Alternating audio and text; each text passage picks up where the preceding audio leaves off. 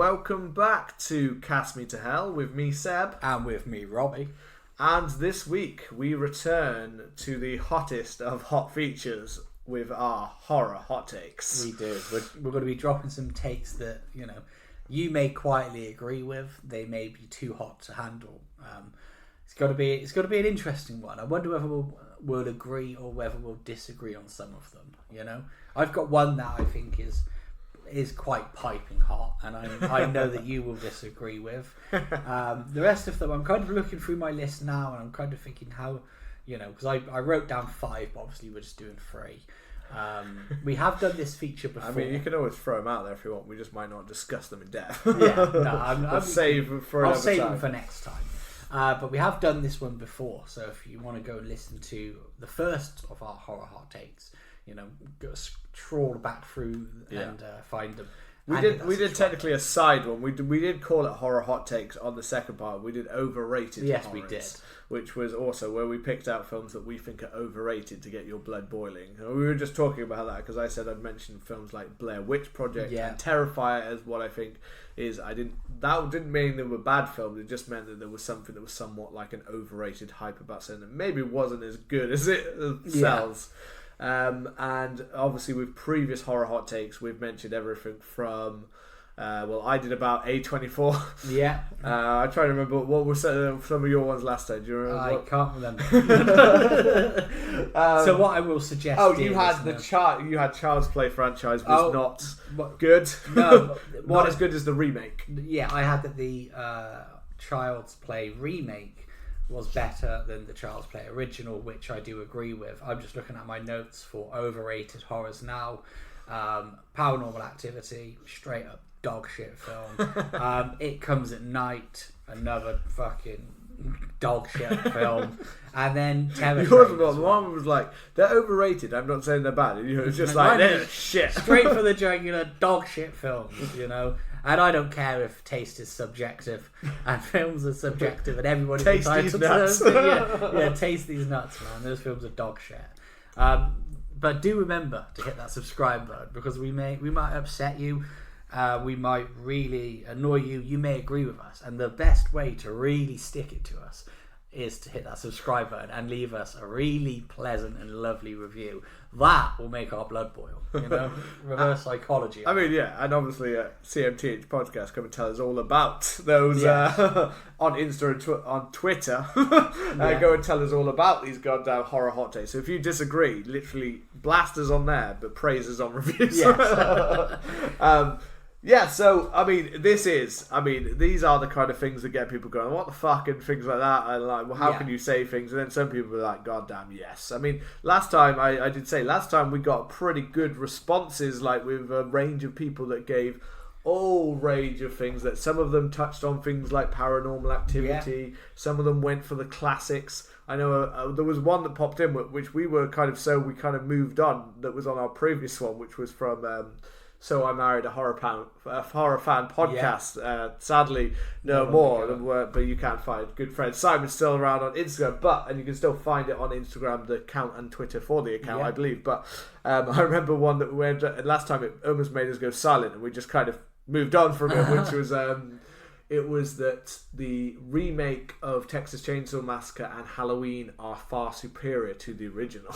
And I remember we both went, move. I was like, I don't know how to respond to it. But those were some of the kind of ones that we had where it's like, again, this is all opinion. This is our opinion. You can say we're wrong. We will tell you you're wrong. We will go back and forth for this. There may even be things that we look at and then go, actually, you know what? Maybe that's not so true to me anymore. Maybe I've changed my mind. Maybe it's not so much that. The old, So last time I was in a very kind of, I'm not such a big fan of A24. You will. And I will say that although I do think that the output has become less so niche into, or we have to have this really tone that has to be so specific and and that they've moved away from that. But I do remember literally saying in that episode, I said about how I was more talking about, I felt like it was a very niche studio that wasn't really making stuff for the general audiences, and the films were doing okay, but not amazing. Okay for small budgets, but they weren't quite like a Blumhouse level of things like that. And I remember saying about how like they need to get a little bit more like making films that are still director led, like they were doing really well, but also making sure that it's on like other films that actually would appeal to people to make it like vast bigger. And 3 years later, that's exactly kind of what they're doing. Baby. So they listen to me. They listen to you. And that is why A24. I got no residuals or money from that. No, but, we will be taking class. But we will be soon creating CMTH the movie. CMTH. The movie. I'm going to say CMTH porn. That's probably more likely to happen. When we get so desperate that we actually are like, we need to make money out of this. That's when the OnlyFans account starts, and that's when we start having to literally like show us our feet. Then we'll just get dirtier and dirtier. Yeah. You know what I mean? All the filth that's out there. And that's when we'll be sleeping with 1,000 men in one day in order to pull off, in order to become superstars. Baby. I'm not sure if we're going to be quite at that level. We can reach for the stars. We might make the papers we might make for all the wrong reasons. If we survive that, I'm not sure we could.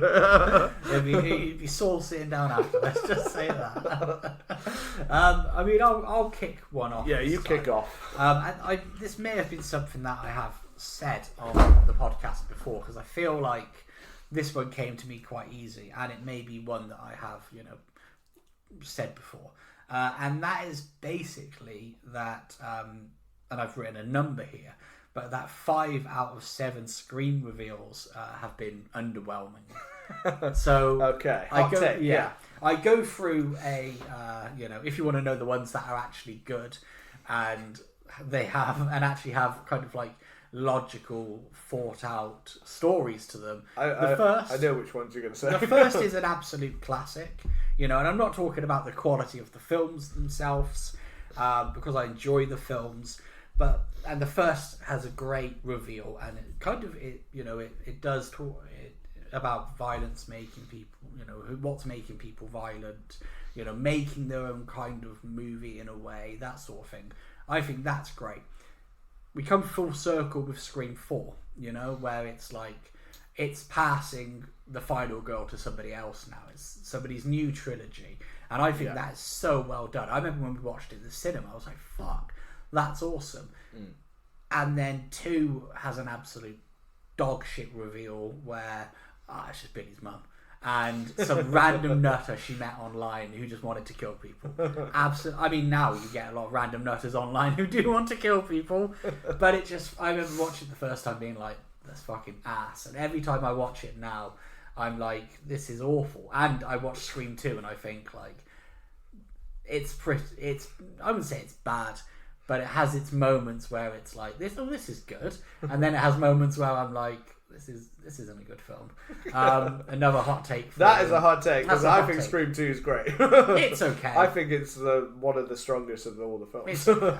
And I quite like Billy's mother. I don't know, only because it's the old psycho kind of, I guess, in my head of the mother is behind the background. The mother's behind it, and it's kind of things, Friday the 13th. It's the mum. Yeah, that kind of thing. I get that. I mean, you get it. I also doesn't make it good. No, I was going to say. Just in my head straight away is the defense of that one is the fact that was rewritten in like no time because they leaked it online. It was a cult of Scream. Yeah, you can originally. Yeah. So part of it, I do understand why people wouldn't like it, and I understand both sides. And then the third one, again, it's odd because I say, it's just some random nutter who wanted to kill people online, and then now there's random nutters who want to kill people online, and then the third one, it's like, your mum was trying to be a Hollywood starlet and she was abused by the executives and had a secret love child, and you're like, the third one is almost inexcusable in its Scooby-Dooishness. It's very Scooby-Dooish. And then we get to the fifth one, and it's kind of like, it's like, did you guys watch the fourth film in your own franchise where she's kind of like, I just want to restart it again. Yeah. I don't really like how the films are going. And then the most recent one, it was just like, you killed our You killed my boy. You killed my boy. So you didn't Scream 2. You didn't Scream 2, you didn't Scream 2 again. Did Scream 2, but just with a whole family. Just with a whole family now. Yeah. You know, and every time I get excited for Scream films, and I think they're good, but every time it comes to a reveal, I'm like... You know it's going to be disappointing. It can never live up to the hype, I guess. It can't live up to the hype. And and it is when you describe them each like that. Like it's hard. Like the execution's better than obviously than when you're describing it like that. It like, but not by much. It plays out more fun quite often. But yeah, it is a downside always of the Scream film, which is weird because it is quite often that you're going to enjoy the lead up more than you're going to enjoy the reveal because it's a hard thing not to cover. Like, you know. We've got another one on the way, and it's hard not to assume that you're probably going to be disappointed by whatever the hell it's going to be. Whatever it's going to be. The reveal is now the bit that's become the hardest part for the Scream franchise to actually do, well. Yes. The original was the only one that felt fresh in its approach. And yes, 4 is much, but 4 is also partially because of where it takes it in a very interesting way, even following the reveal, is what makes it refreshing. Yes. Even though that film itself has many problems, it's not None the best. Of them are perfect films, but no, that one's the best reveal, and it goes in the most interesting way. The rest of the film is not as strong as some of the other ones. It's different in different ways, and it looks terrible. Ugly film. It's an ugly ass film. Yeah. Don't know what the hell Wes Craven's cinematographer for that film was. I was like, what the fuck are you doing? But that one definitely the reveal not only of Charlie. I mean, Charlie's is excellent. Charlie's is great because you didn't see it coming. He looks like he's tied up. We think we're doing a homage to the original film. It just works so well.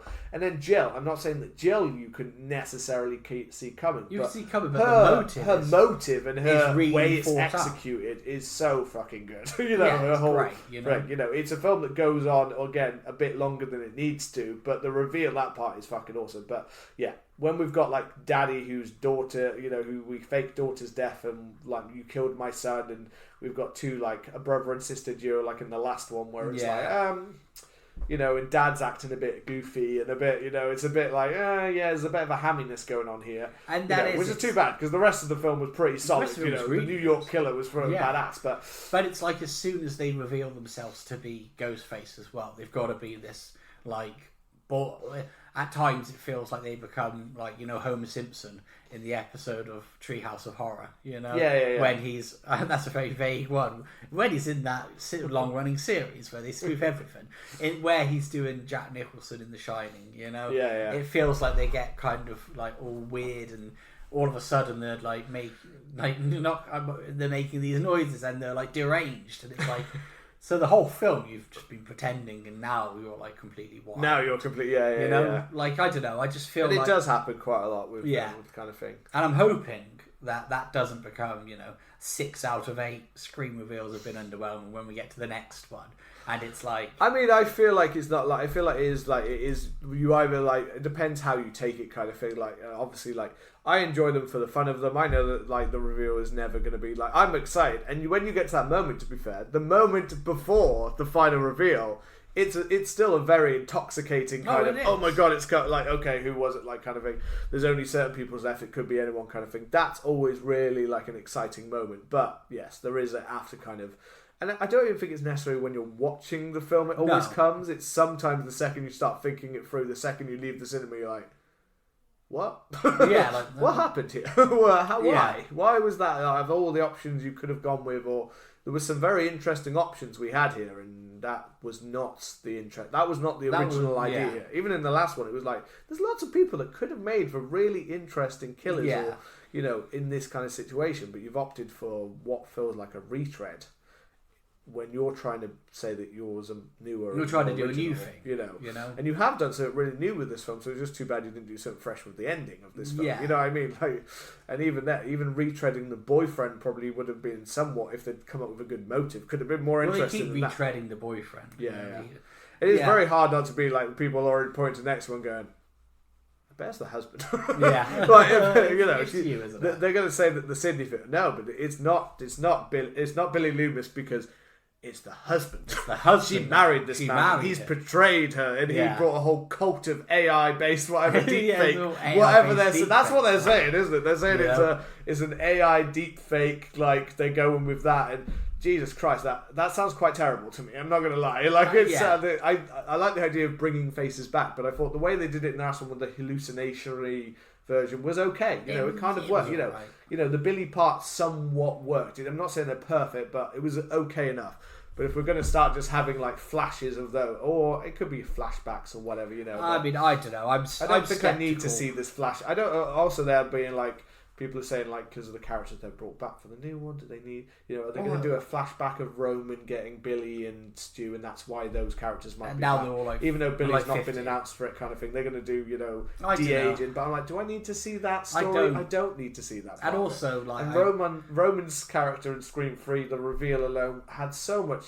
Like, we had to build so much around it to be like, so your brother. Your brother you didn't know about. Brother who didn't We're getting real soapy with this, aren't we? Like, one character... And he's been behind all of it, by the way.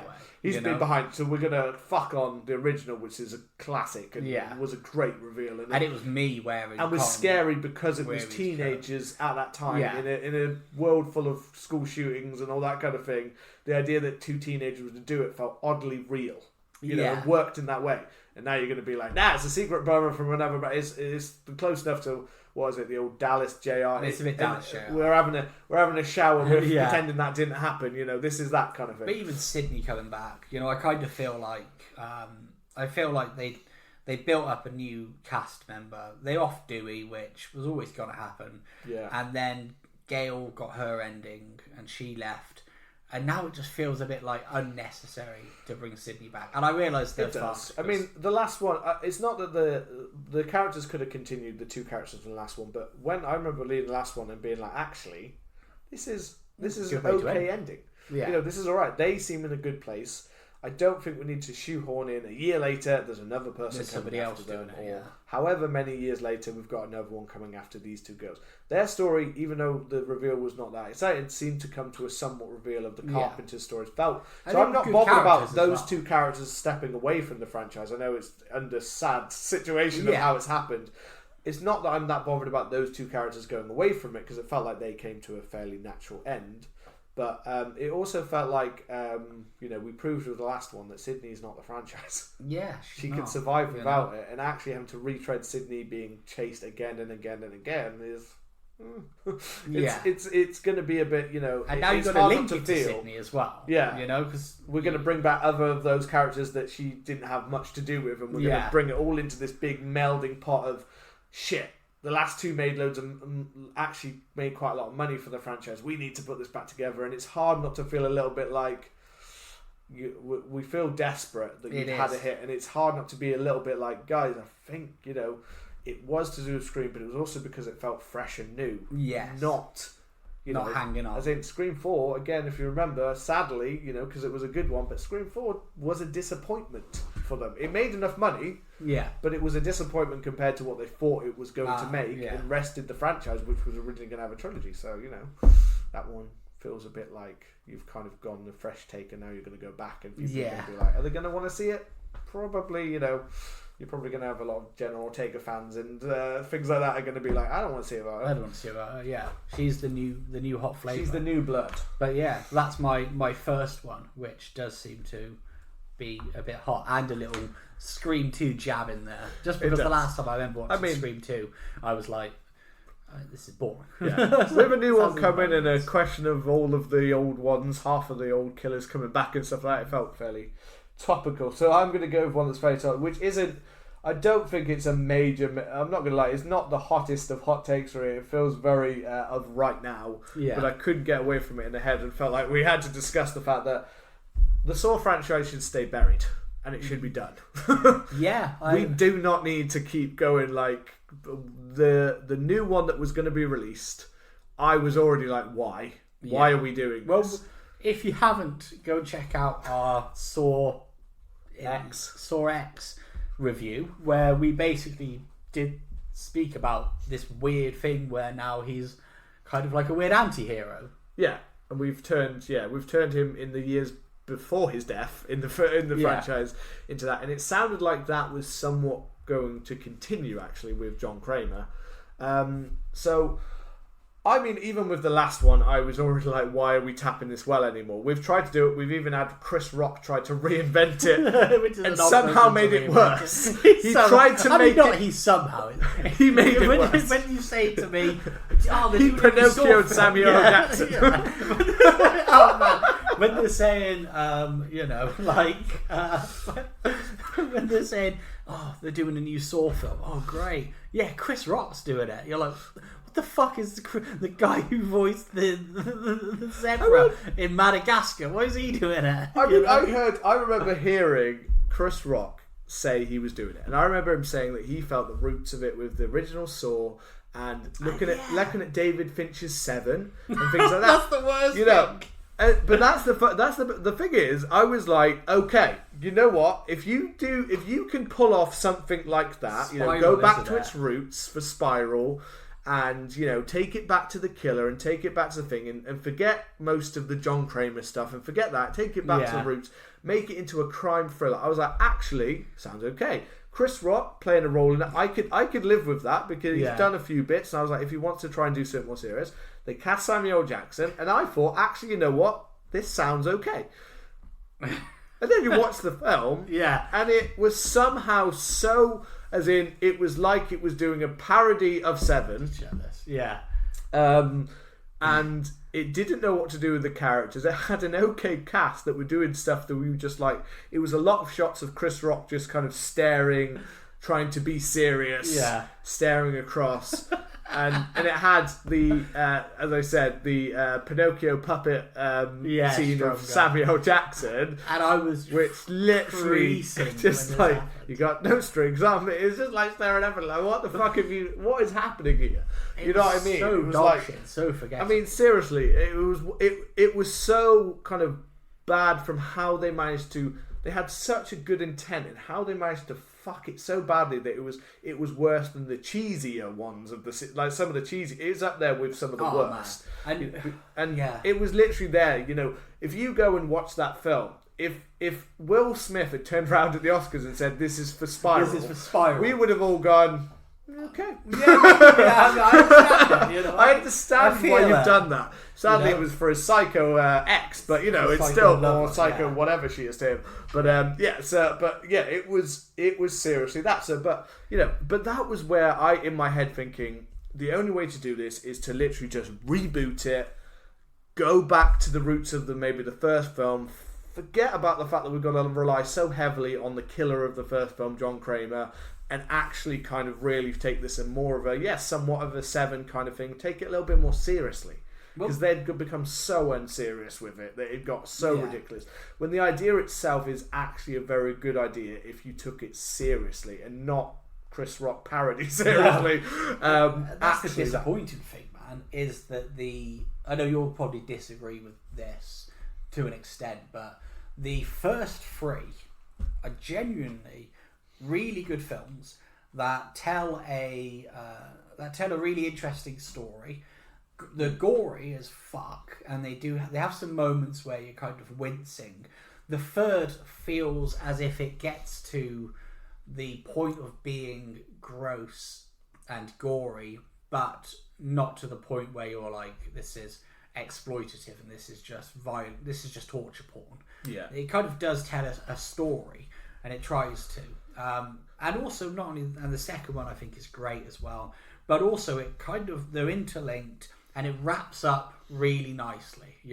Jigsaw's dead, his apprentice is dead, the whole thing's finished, and then they're like, that made money, so let's just do it. And then they're like, oh, he's got a hidden apprentice, and then the fifth film they're like, no, he's got another hidden apprentice. And then in the final film, you see Lawrence Gordon, and you're like, well, this guy hasn't been in 9 films, and he's turning up. He's the apprentice. And then the next film after, he has another apprentice. It's almost like when they find a plot hole. That, like, originally they were saying, well, Amanda's too small to be lugging these people around, so they bring in Hoffman or whatever his name is. And then they're like, well, Hoffman's not, he's a police officer, but he's not, he can't do surgery. So they bring in Lawrence Gordon. And they're like, okay, that makes sense. but Jigsaw's old as fuck and riddled with tumours, so he can't build these contraptions. They're like, oh fuck, we need another apprentice. So they're just making films to just go through these plot holes. And that's what I mean. And it literally, I'm not denying. There is a cheesy kind of somewhat enjoyment, to have out of any of them as they go. Well, most of them. For me personally, once we got down, like literally, like that ninth one, not the ninth one, the whatever it is, eighth one or whatever it is, the final part, like you just mentioned, the one that was Saw 3D, was fucking abysmal. Like I the new detective. It was quality was terrible. It looked awful. Yeah. It had uninspired ideas. It brought in uninspired plot points. That was already terrible. But honestly, this franchise was already dead before that for me personally. They could keep chugging them out, but this had become that time when we had Paranormal Activity Saw, and they were just chugging them out yearly, and they didn't give a shit about the quality. No, they were just doing it. And they allowed it to think. And I personally, I think the first one is excellent. Yeah. And I think it's really good. I'm not saying it's like perfect. I mean, it's not of a 7 quality. No, but it's got the shoots of the ideas. Is what film. I always thought it could be like in those ways, and it's fantastic. Ending fantastic. The second one is really enjoyable, and the quality is still kept high. The ideas for the production and everything. Yeah. The third one, I do agree with what you say about at least it brought it to a kind of a trilogy and ending and closing. I think the quality was already showing signs of dipping even in the third one for me personally. The production, the acting is just not quite as strong for me personally as the previous two had been. But I could be like, yes, like you said, that's it. That's done. Dead. Gets done. We're done with this. We're over. Now, no franchise stays dead, and it's horror, so it doesn't stay dead, and it makes money, it keeps going. I get that, but I just felt there was such a severe decline. Such a massive in the production, then rushing them out yearly, not really thinking through the plot, and just going that. The reliance on John Kramer is partially why I think this franchise should definitely die until they can work out a better way to use it, because me coming into the last one. Now, I know lots of people enjoyed the last one, and there were parts of the last one that I remember me and you saying that we enjoyed. Yeah.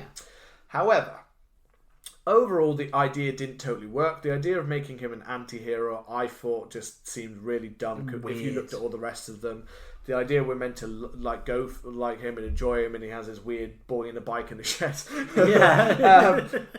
And then and not only that, it's.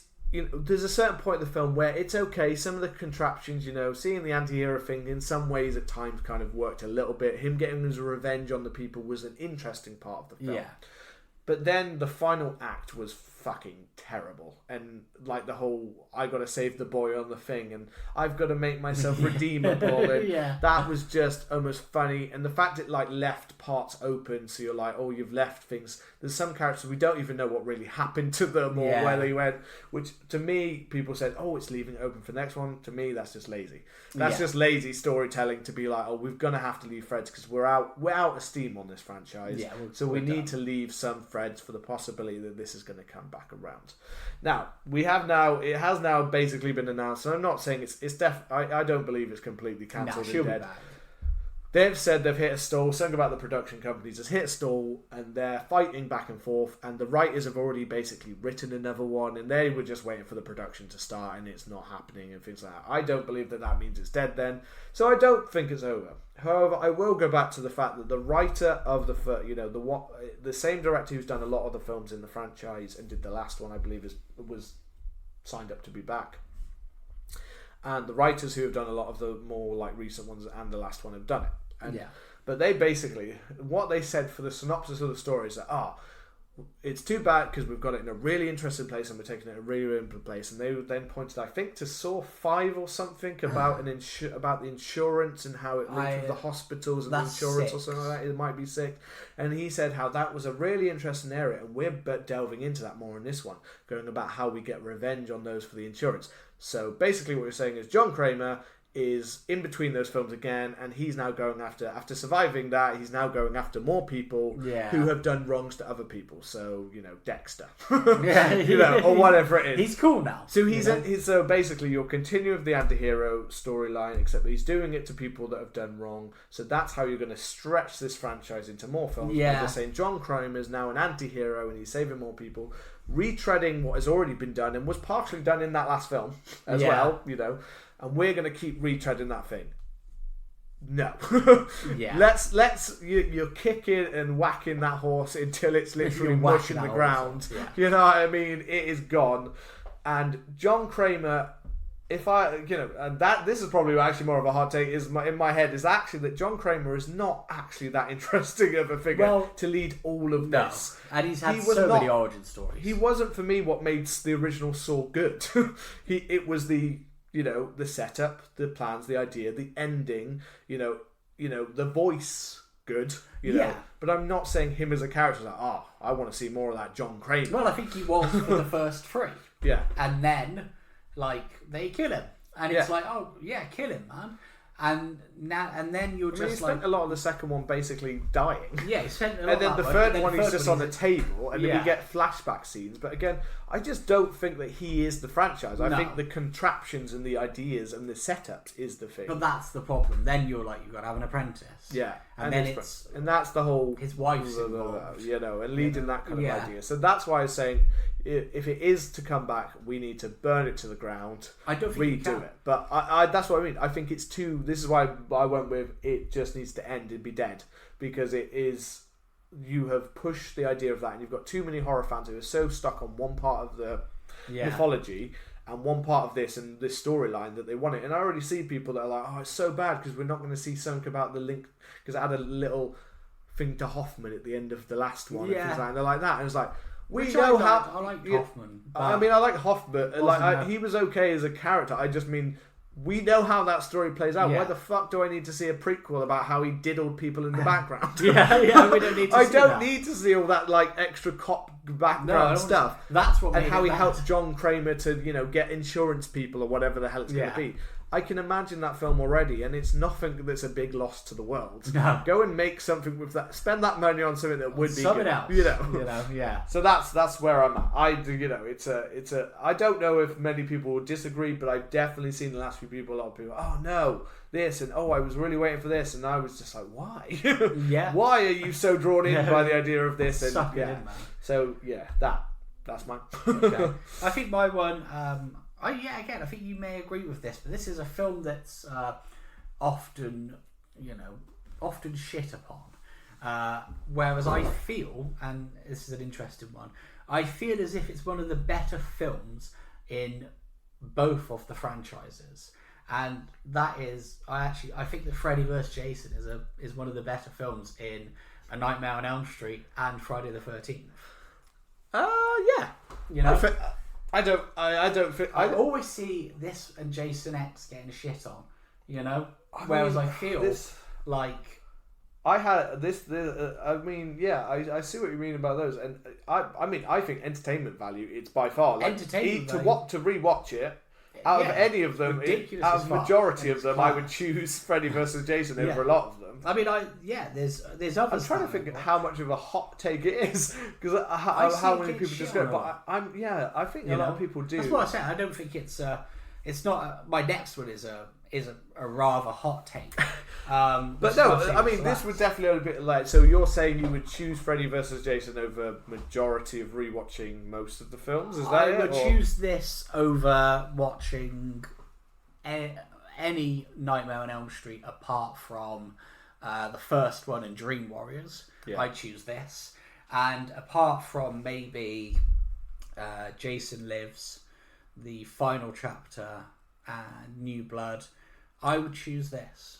Final chapter? Oh no, I'm mixing up with. I was like, final chapter? No, not the end. That was fucking terrible. Not the end. I would choose this. I mean, I personally, because this was the first one that I saw out of majority of those films. So for me, I've got a real love for Freddy vs. Jason that maybe some other people who were way more into it thought it was like a tone down of some of it. But I think some of this, the kills and stuff like this are fucking amazing. But then I had that thing where I watched it, and I've just got it up now, and it came out in 2003. So little 11-year-old me watching this, fucking loving it. By then I'd watched Nightmare on Elm Street.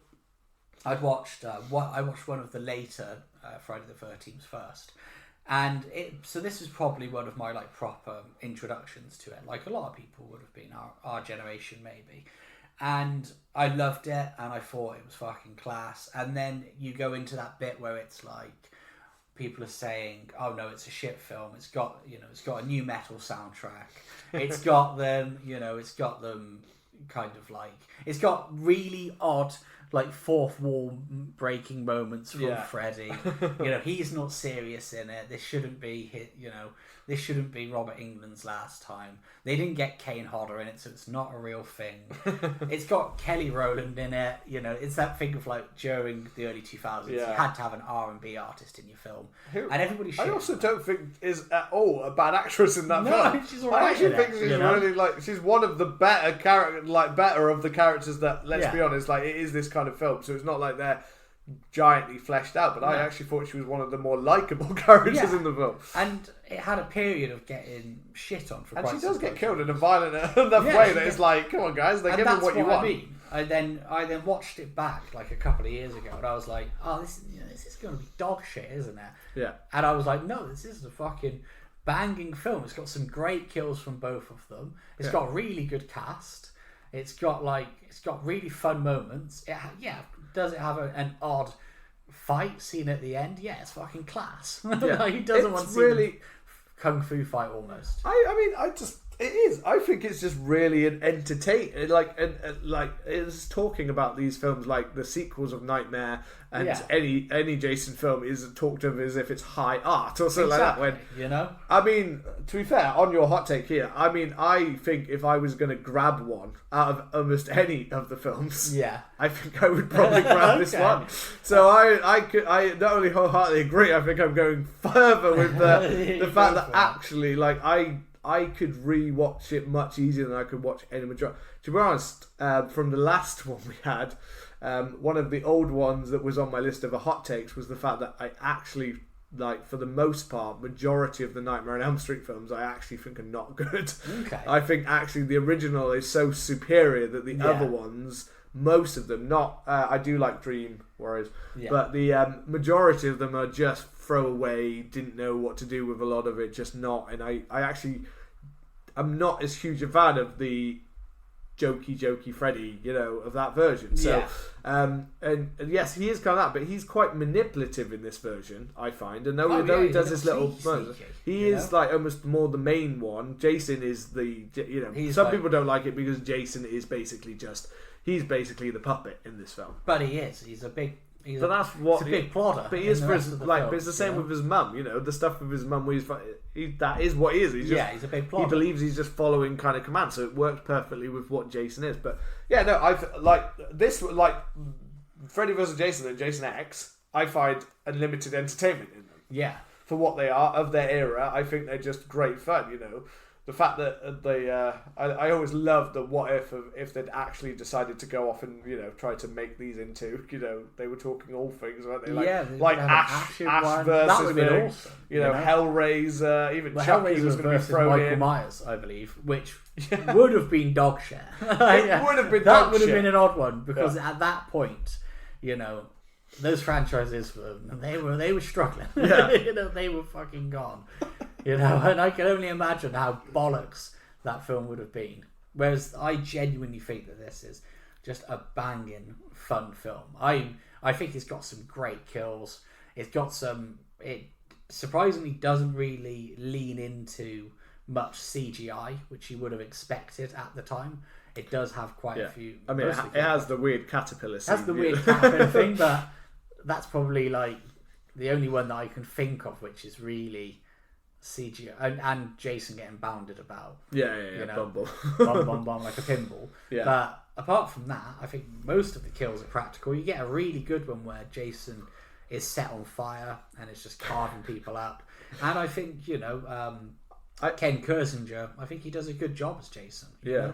This is one of those ones we've got, like, this is the ultimate to me in my head, like, of like the teenager being like into, this is the ultimate like teenager watching a horror film. Definitely. But this is also probably the ultimate of like you know, if you're going to have some drinks or if you partake in the greenery of life, enjoying it that way, then I feel like this would be the one you would just be definitely. Fucking loving yourself, Definitely. like loving life. 100%. So that, I agree. You agree. But everyone out there might be like, will throw shit. tomatoes at me. That's absolutely terrible film. They Yeah, will. awful. That's what I'm imagining. But yeah, now over to yourself. There you go. Right, my next one was what about that, and it's kind of got layers to my thoughts on it. And I have decided to go, after we have had such a deep dive into book lore, I've decided to go with a book one. Okay. So a horror book one about our main man that we both have been very into, and I think I've gone into possibly too deep of a depth of consistent listening and watching and reading that I might have taken myself into too far. I've got like two on the go at the same time after reading several Stephen King books. Yeah. And I may have got myself into a bit of a overload of those kind of things. Stop. As in, I've gone in, and then I'm in the middle of both Skeleton Crew and The Stand. Yeah. And I think I may have got myself, as in, you've gone too far now. So, it's time to stop. Yeah. It's time to have a break from Stick Mr. with Stephen one. King. Yeah. So it might be on that, and this is not based on just ones like The Stand, which is very long, and ones like It, which is also very long. And so this is not based on that, but I keep having this niggling feeling in my head where I keep questioning who edits Stephen King's books. Yes. Is there is an editor, and I keep thinking, in my head I just keep thinking that Stephen King, for more than one reason, and not just about the length of the books, that he either needs an editor or he needs to fire his editor because of that. And it's not a hot take. This is more going to be a hot take in terms of what I'm thinking about some of these things. But this is for the two layers to it is, one, books like It and The Stand that I'm reading now are too long. Okay. They have so much depth. They're fantastic. It's like I'm saying that they're good. But they have a lot of like stuff that's just not needed, and it goes on for too many sections that have parts that don't add enough to the overall story that they don't feel like they're connected. I mean, I know, and this is going back in time. This is telling me for some of these to change some of this in history. Yeah, not those. We're going to try and do. So that's why that's not the main part of my argument about the length. I do feel that many of them do go on over the top with too much description of too many different layers and stuff like that, and I'm sure that many people absolutely love them, but I do think when you're looking at the main narrative of a story, he does it better in ones when he kind of keeps it tighter and focuses on the main characters, instead of ones when he really goes off in really long tangents, really long stories. And there are points when I feel it's weird when I'm thinking about a book and I'm thinking about things like, we're on Goodreads and things like that, and you're like, you're in that kind of, what am I going to grade this like story? And it seems to be running in my mind at times sometimes, because I'm like, I can't give this book less than 4 stars. It's fucking great at the beginning. And I know it's probably going to be great at the end. But right now I'm in a slog of a middle part of a story where I'm just like, I feel like nothing's going on here, man. And I feel like you could have really focused this in. It's interesting, because I didn't feel that at all with it. With It? Yeah, I read It, and I remember you saying, because I think you finished it maybe a couple of months before I started. And I remember you saying, like, there's a lot of waffle in there.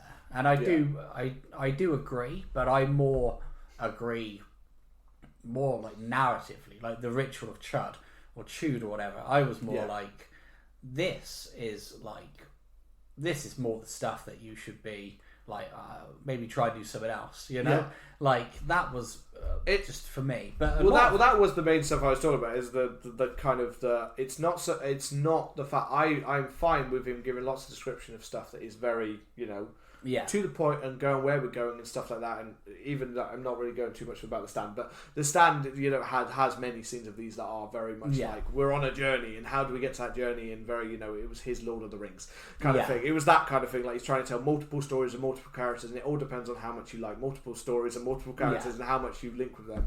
But with so like the thing of Chud and the telling and the psychedelic turtle and the multi-dimensional kind of and many drugs may have been to do with many this. drugs. the one book I do agree with you on is Tommy Knockers. Yes, I haven't read which you have. I have, and I finished it maybe sometime in February or something, and it was a fucking quite hefty read. book. It is, and I ended up giving it 2 stars, and I can't say that I didn't like it, but it was those excesses. It was very there were bits that I thought were really good, and I remember saying to Anna, like, I'm on page 300 and it's clicking, and I'm liking it, and the last 200 pages were good, but I was like, I shouldn't have to force myself to page 250 to be like, I get it now and it's all clicking in, and now the story's starting. The story's to reading, and that is what I mean. Stephen King is a very he is both a long narrative. He loves to really set things up. He loves to really and that's what like with the Standard reading right now. You get a long bit before anything really immediately happens. You get along of just by learning of the life of lots of different characters, and that wasn't even the part of the story that I so far. It's more that then comes like everyone's got to be put in place in the right place of the story, and it feels like that was a huge chunk of hundreds of pages of feeling like like some of this feels like we're just having characters doing the same thing, and why are we doing and that we're losing our focus a little bit here, and we've got it. And to be fair, I am reading the unabridged, so the uncut version, which we've said is meant to be the final and perfect version of the story kind of thing. So I'm going off the longest version possible. But my other side of this, and I think much more of that, is of the whole idea of he needs an editor, not just for cutting down his books, to tell him when to actually stay on a story and stick goddamn with it. He has, and sometimes it might be that he just shouldn't bother. But we have also read a lot of short stories. And he has some amazing ideas for some short stories that only run for about 70 pages, 100 and something pages, and some of them even less than that. Most of the time, the really short ones feel like there's just not enough there, that it really created enough and there wasn't enough ideas, which is fine. He wipes his ass and he makes a story. You know what I mean? And that's not. I'm not saying that in a bad way. I mean, literally, Stephen King could wipe his ass and he's suddenly written 100 words on a short story. He's done. You know what I mean? He can just do it like that, and it'll be pretty good. And for the amount that he writes, yes, there's going to be good or bad. But I also think in terms of the editing of his story and whoever looks at his work and feels is that someone needs to be more honest with him and go, you know what? You need to finish that story. You need to not just like I read like The Monkey and things like that, multi-generational story about the monkey based on Luther and things like that, and it's actually really good. But it feels so unfleshed out, and which is so weird when you've got someone who's written something so overly fleshed out, basically. And then you've got it's like, why didn't you obviously can't like focus on that idea? You need to stay with that idea, man, because you've got some of those, and there's many of those stories we've read in many of those ones like Danny Coughlin's Dream, things like that, which were like excellent, or what was the rattlesnakes, and things like that, which was excellent, and that one does run for a few hundred pages, but a lot of them felt like I would have liked more actually. That could have given me more. There's so much fantastic there, but you've kind of cut it off and you've stuck it around a bunch of short stories that just are not as good because they were never even fleshed out at all. And it's like, I know he writes so much and he puts so many in, but sometimes it's a bit like you kind of I'm a bit disappointed when I'm like I kind of feel like you just need to focus on that story, especially when he's releasing a lot of new stories, a lot of ones that are more crime stories nowadays and things like that. And I've read one of those stories, and I actually quite like it. People And that will be just to people because they were like, what the fuck? She's terrible. They hate her. Yeah, they hate her so much. A lot of people like her. I quite liked her in the one If It Bleeds, which was part of a collection kind of thing that I've read. But again, that was without context of any of the Mr. Mercedes or any of those other ones that she's done. But yeah,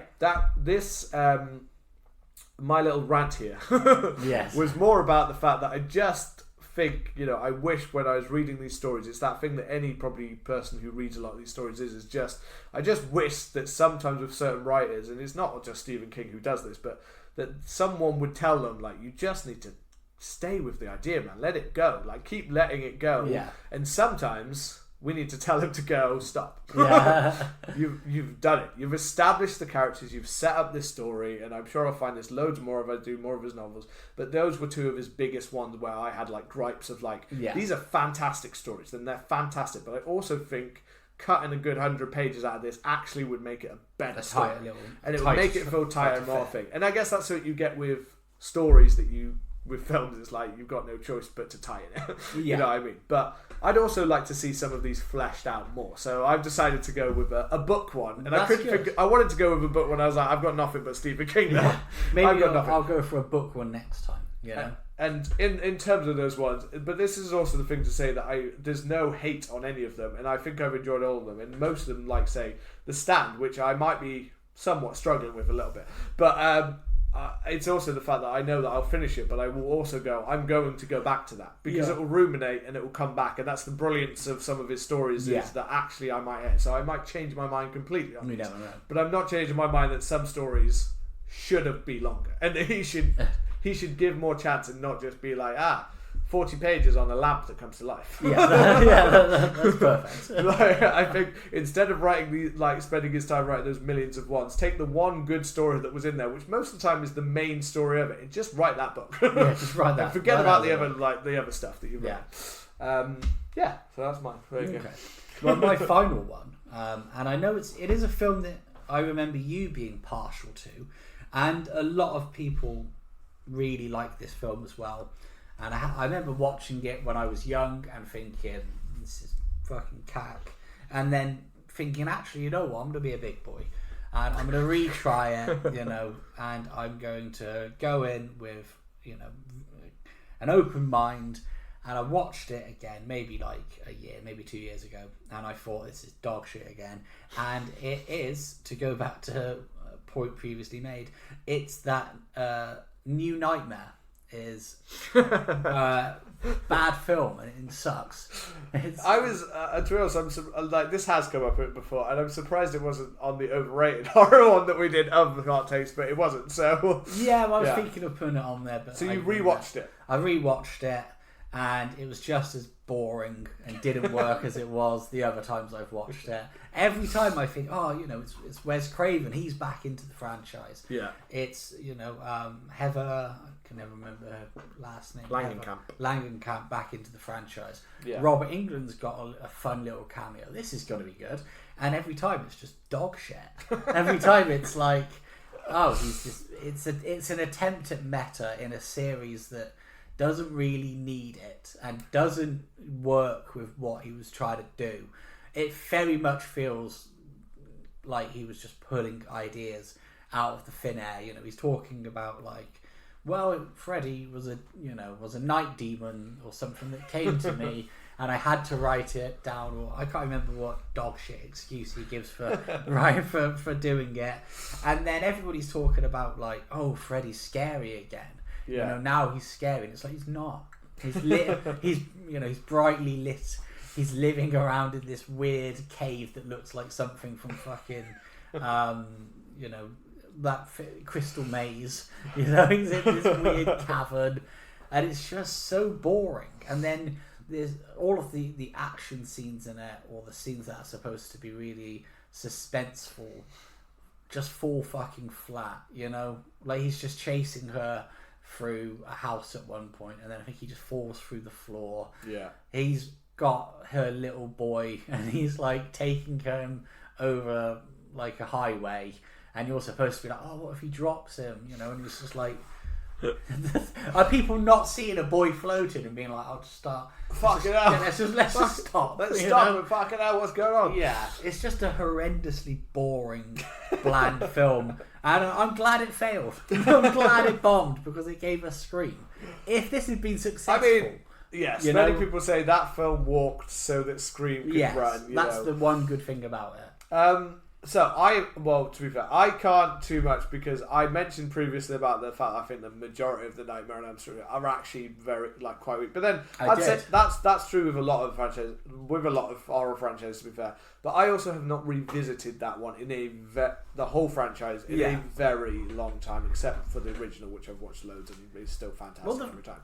But I do need to rewatch them. But yes, I do remember. Liking New Nightmare, but I also remember it. I also remember that's my memory.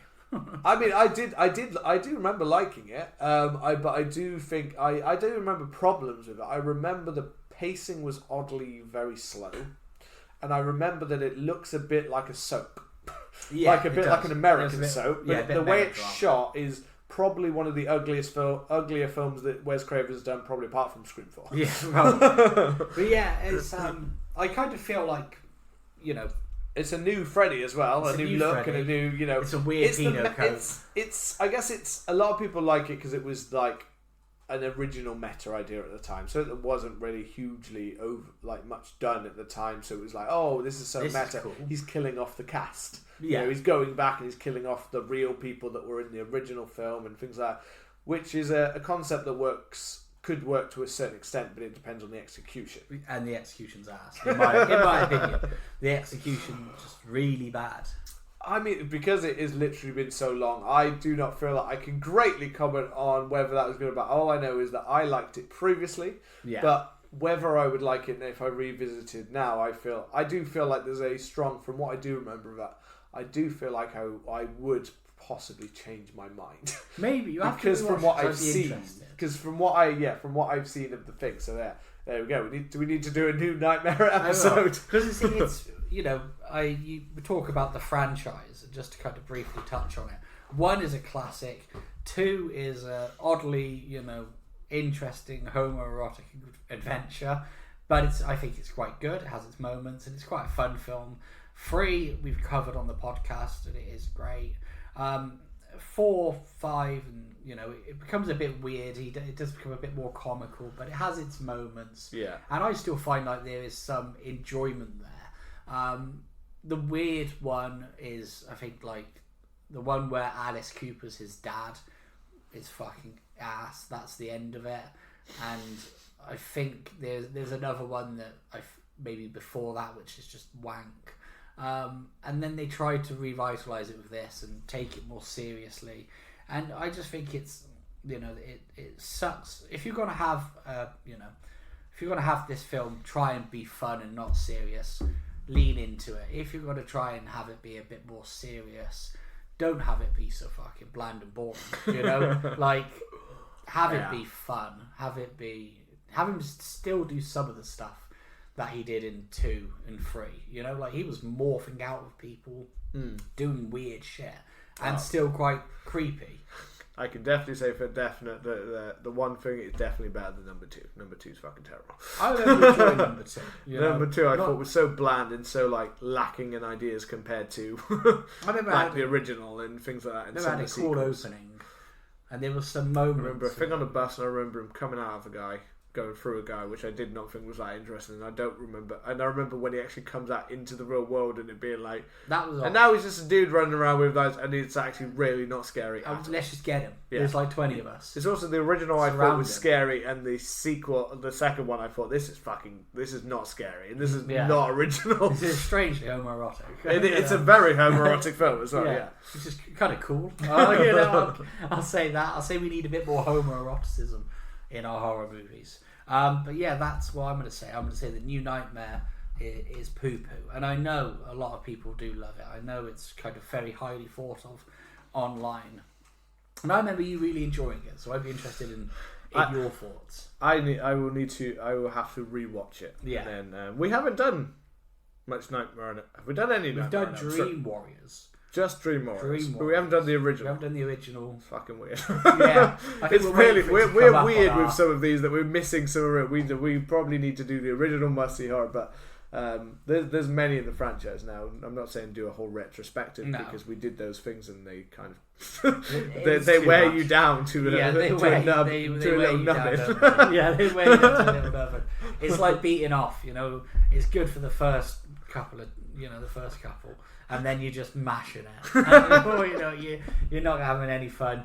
It's diminishing returns. I think he's talking about multiple times in like one day. I'm talking about one after another. One after the other, yeah. Non-stop. The first one's good. The second one's decent, and then it's just tatty water and pain. Got nothing left. And I've got nothing left, like Ian Beale. But yeah, let's pass over to you for your final hot take to send us home. Okay, so mine is weirdly / kind of mine's more of I guess comes in a form of hot take of a warning form, I guess, of what I'm feeling for like it. So mine kind of builds on a little bit of my very, very controversial one of the last one, which is that more horror films are made that are bad than are actually good. We get the few good ones, and then there are the bad ones. Now, from that point, this one is where I've now looked at where I think many people are stating we are in like a proper, like a rejuvenated golden age of horror, where we have got really interesting, serious ideas that are happening, and we've got films, we're getting into, we even got into the Oscars, things like that. Or we even got things. So we had films, like Substance, and we had, Heretic, and we've had, you've got obviously, ones that critics love, like Nosferatu, and the critic love for horror has become higher than it has in a long time.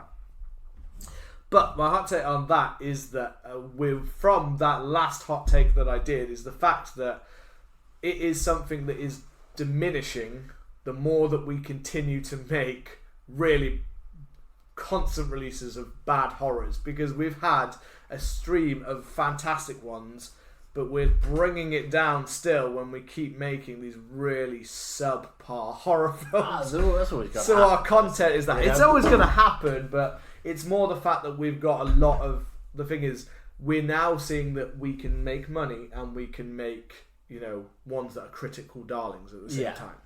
And that they can be well received. And that is a bubble that can burst so easily if we keep pushing it. And the problem is we've got several studios who are making these, but the problem is they're making them and going, oh, that one was, so now let's make 3 more of those, and we're going to try and do a similar kind of tone, and we're going to make sure it's serious, and we're going to get these directors. The problem is they're getting these higher, like, director films, like where they've got these real director quotes, they're getting bigger actors doing them, but the problem is we're getting a lot of ones that are like, that one was good, those ones were not. So, like, we've even had an example that's just been released, which people thought would be a knockout the park. So Opus is one that's just been released. I haven't heard of that. And it's got Ao Adebar, something name that I can't pronounce. And it's got John Malkovich, and it's kind of a play on the idea of cults and pop culture and things like that. And again, people, when they heard of that film, thought, this is going to be amazing, this is another Oscar bait one, John Malkovich's performance, and then people watched it and were like, the route have been dog shit for it. And we've had a lot of these ones where it seems to be giving like where we're getting kind of a mixture of those things. And yes, we might still want to get home, but I'm more thinking for films like The Substance to run, we actually need to make sure that our studios are not then pushing out like every other one. So we start going, you know what, horror is not deserving of this. It's those films that make people go, horror's not deserving, because you're making that, but you're also making this low quality version of that at the same time, and we can't keep going in that bubble. Very hot take. I'm saying I want very hot take. Yeah, well, it's out of the love for the genre that I want to see. Whereas the last time I might have felt more like I was completely bashing most of the genre. I'm doing this more out of a letter of love of the idea that yes, we had many ones of mixed kind of thing. We had like last year we had The Substance, we had Smile 2, which again was quite well received, and we had ones like Oddity as well. Those were well received. And then we had ones that were more going into the divisive zone. So Longlegs was well received by critics, but mixed by audiences.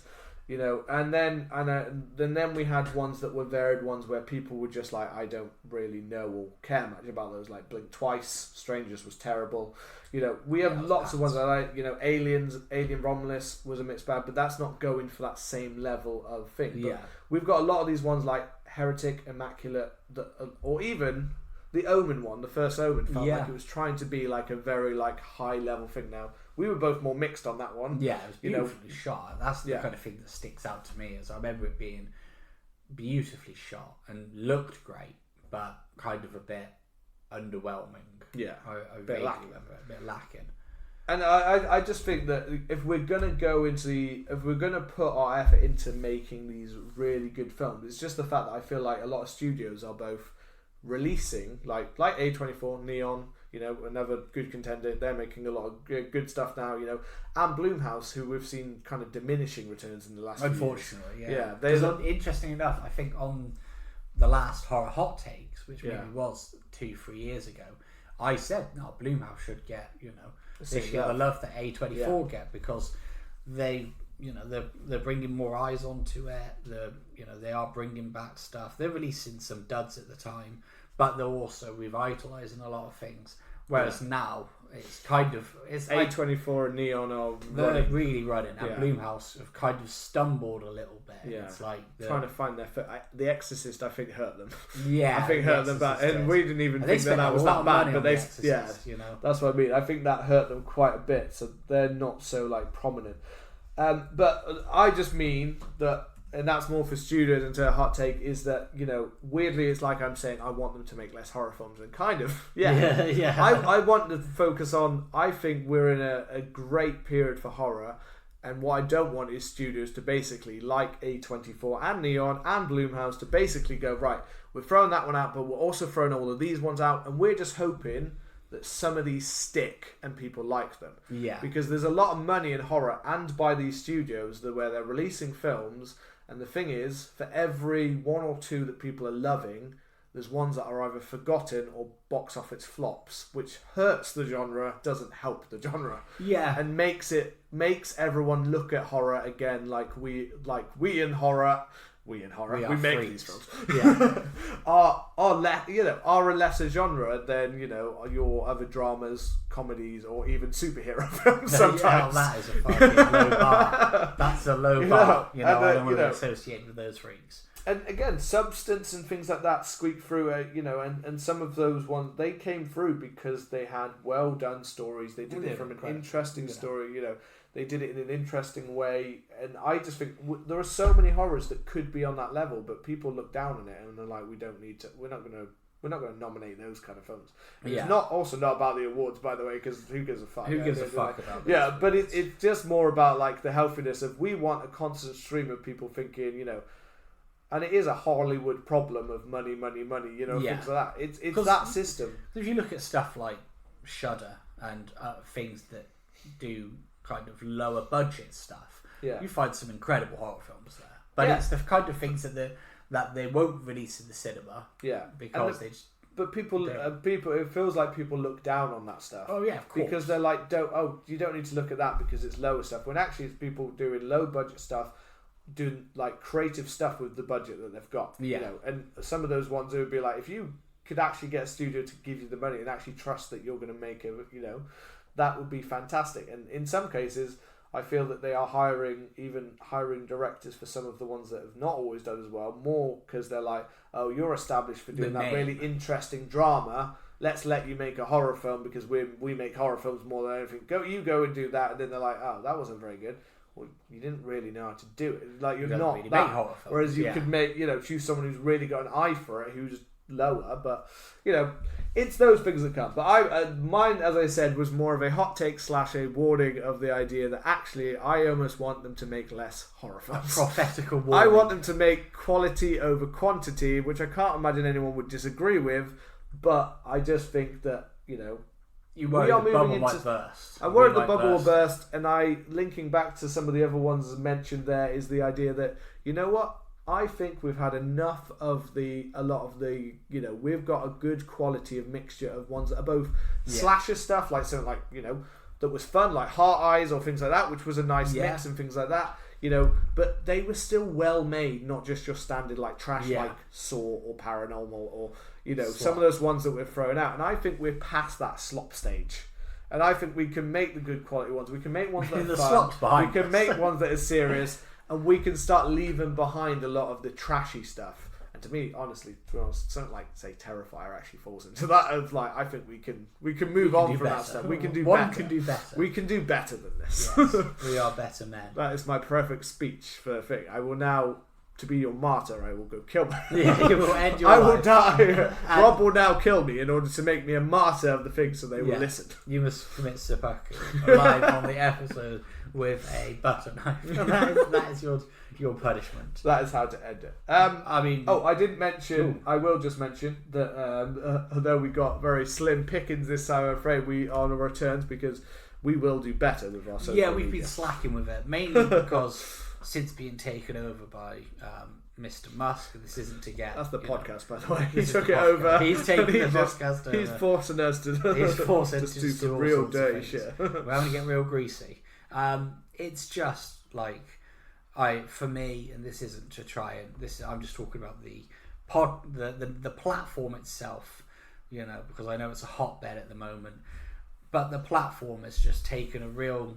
fucking nosedive. It's not showing us people that we follow or interact.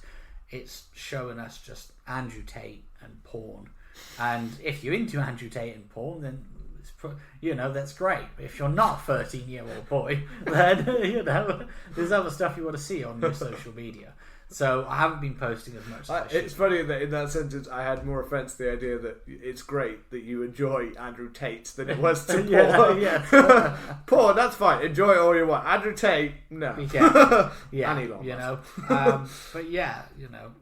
but I did get, although they are both the same film. The thing. So we have more of maybe an overrated film ones here, but it's funny that I got two different responses and both about the same film. This is from the Quad Pro Quo podcast and Open and Kill Pod. So that is their little mantles on Instagram. Go find them and follow them. I'm sure they're on Twitter too, but I don't know if that's the exact same. So they both podcasts sent me the message saying the Babadook. No, okay, interesting. What is the Babadook is garbage. Yeah. And the other one is the Babadook is boring and that kid is annoying as fuck. Okay, which I don't think that's too much of a hot take. That's kind of what everybody says. The kid being annoying I don't think is a hot take. But there are many people that do love the Babadook. We were fans of the Babadook, of enjoying it. I remember saying the kid was annoying as hell. And but whether you agree with that, I'm not so sure. I think there was plenty to enjoy, but I do understand why some people might feel that it did get a lot of mega buzz of being like, this is the, like when it was released, I do remember it was like, this is the god of new horror. Everybody was this is how horror needs to do. And there is a certain kind of slow kind of blandness at times about it, but it's also got much to enjoy. You have got to do that. So it depends. I think it more depends on what kind of horror you enjoy. And if you don't enjoy that style, then you're not going to like it. To be the conservative enter in that one and not just say you're wrong, or you're right, but you're wrong, except for the kid, he's right. So yes, that was all we got this time in terms of our social for those ones, but I did post it only yesterday, so that was my bad. I haven't done any. I'm going to be better. That's my... We will be asking for more. So if you listen to this, please go ahead and comment on us, tell us, send us private messages, and we will tell them to the world. It'll be not private at all. It'll be private. We will tell them every content you send. You can tell us your darkest secrets and send them to us at CMTH Podcast. And we will then read them aloud on the podcast and tell everyone about that dirty sexual experience you had. That time you touched a penis, which you didn't mean to. And we'll track who you are through your social media, and we'll send it to your family and friends. And we'll also send you things you might like on Amazon. Yes. But we won't send you pictures of our penis. So that's our promise. That is our line. We will not cross that line. Everything but. Everything but. Including butts. And that's not just because we're worried about how our penises will look. No, it's definitely not because they're misshapen or swollen or small or covered in chew marks. We have not been trying to itch like dogs. Don't worry about it. What you should do, though, is you should come and let us know your horror hot takes. You can find us on Twitter and Instagram at CMTH Podcast. Remember to hit that subscribe button and to please leave us a lovely review. And we will see you soon shortly. Take care. Goodbye.